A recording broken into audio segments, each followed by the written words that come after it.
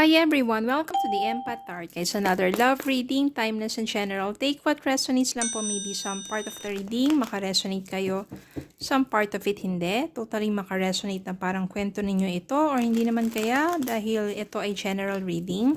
Pero tignan natin kung ano yung mga malalakas na energies ang ating maaring masagap at ano yung mga gabay at aral sa buhay, pag-ibig or life in general. Tignan po natin. Spirit, can you send me messages on yung love connections ito, lessons in life and guidance na nais yung ipabati sa amin, mga aral at kabay sa buhay, pag-ibig. Ayan o, isang ano sila o, bunton. Tignan nga natin. Knight of Swords. Nine of Pentacles. The Hierophant. Two of Wands. Knight of Pentacles, Ace of Wands. Kuha pa tayo, bottom of the deck, King of Swords. We also have here Four of Cups. Four of Cups. I can sense the energy to ng person ninyo. Ito may Cancer sign dito. Oh. Maring Cancer yung person ninyo. And yung palagi ka pa rin niyang iniisip. No? Parang ito yung namimiss ka niya sometimes. Parang wala lang, nakatulala lang siya at iniisip at hinahanap ka. Iniisip ka palagi ng person mo. Sa ngayon, maaring single ka dahil maaring matagal na kayong wala ng person mo. O, pero kahit single ka, naka-move on ka na kasi, okay ka na eh. Nandiyan na yung okay na maayos na yung pamumuhay mo, maayos yung trabaho mo, you are doing well. Okay na okay ka. Hindi mo na masyadong dinamdam pa yun kasi naka-move on ka na. Pero siya, ikaw pa rin yung iniisip niya at wala rin naman siyang ibang hinahanap o pinapansin na ibang mga, sabihin natin, ibang person sa paligid niya. Minsan nga parang miss opportunities na sa kanya, no? Kasi iba medyo no, malapit na sa kanya, nagpaparamdam, pero deadma lang kasi ikaw lang din ang iniisip niya. Then, maaring dumating yung time dito na yung person mo,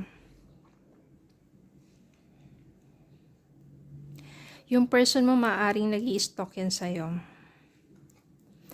Habang ikaw, ang dami mong parang mga parang decisions, plano sa buhay mo, gusto mong mag-travel, gusto mong mag-work abroad, at mas nagpo-focus ka sa career mo.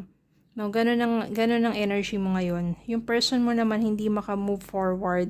Ano bang dahilan bakit kayo nag-away? So, siguro, ikaw na rin yung nag-decide na iwan siya kasi nakikita mo parang hindi pa siya serious. Hindi na-meet yung expectation mo. May mga ganun kasi na parang ito yung love na binibigay niya na parang para sa'yo. No, it's not enough. Parang ganun. Well, dumating naman yung time dito na yung person mo nandyan lang eh. No, minsan parang gustong-gusto ka na niyang puntahan. Tapos minsan naman parang hihinto siya at mag-iisip. Pero maaring nag-i-stalk to sa'yo. Andyan lang siya na nag-i-stalk sa'yo. Gumagawa ng paraan yan para masilip ka, mag-stalk sa'yo, physically at saka pwedeng sa social media din. Then, siguro nagpapakatotoo lang siya, no, na talagang ikaw pa rin yung nais niya. Kaya naman, ang gusto niya, magkaroon ng panibagong simula. Kasi para sa kanya, ikaw pa rin eh. Meron pa rin something spark. Sobrang attracted pa rin siya sa'yo. Maybe, kailangan nyo lang ng makapag-usap. Yung dito kasi, di ba, commitment to eh. Tsaka some factors dito, religion. Siguro, may kinalaman din yung magkaiba kayong reliyon. Magkaiba kayo ng religion. Kaya medyo nagkaroon kayo ng problema at nagkalayo kayo sa isa't isa. Maaring ang mga parents ninyo ay hindi sila okay sa inyong relasyon because of your religions, magkaiba nga. Maaring yun na rin. Trinay mo lang mag-move forward, pero siya, hindi pa rin niya kaya. Ikaw pa rin talaga iniisip niya. Sinisikap niya na hindi ka isipin, pero ganun pa rin. At maaring ini-stalk ka niya nga. Tignan pa natin. Ano pa ba ang energy ng person mo?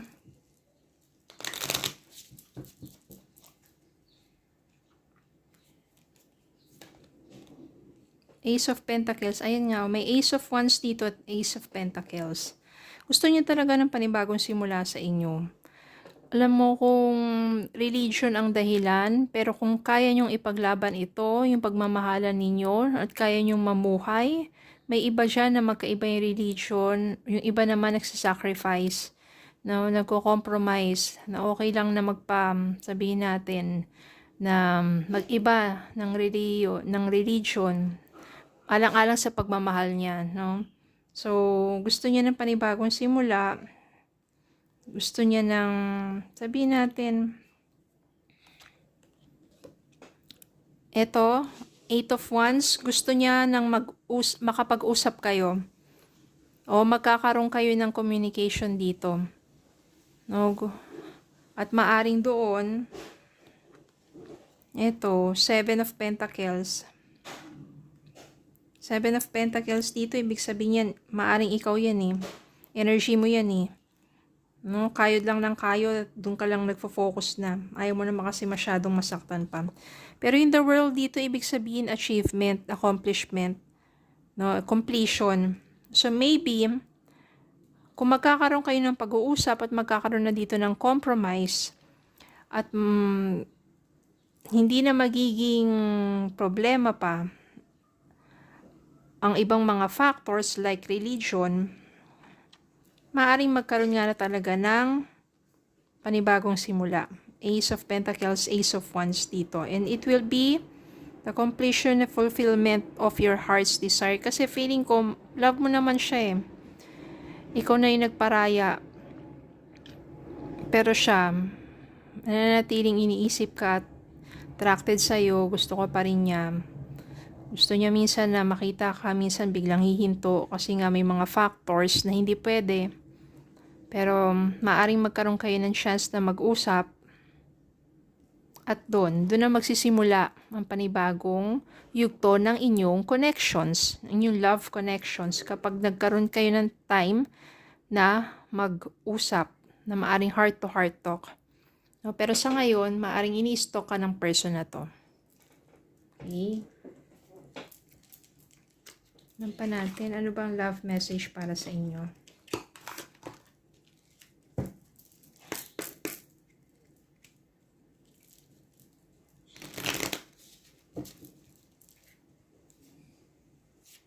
You are enough. The person you are meant to be with will love you the way you are. You don't need to change. You don't need to change. You are enough. Para sa kanya talaga, you are enough sa buhay niya. Factor lang dito na talaga nakikita ko is yung religion. Okay, so yun lang po. Maraming salamat po for watching. Please don't forget to like, share, comment, subscribe, follow me in Facebook and YouTube. Have a good day po and God bless.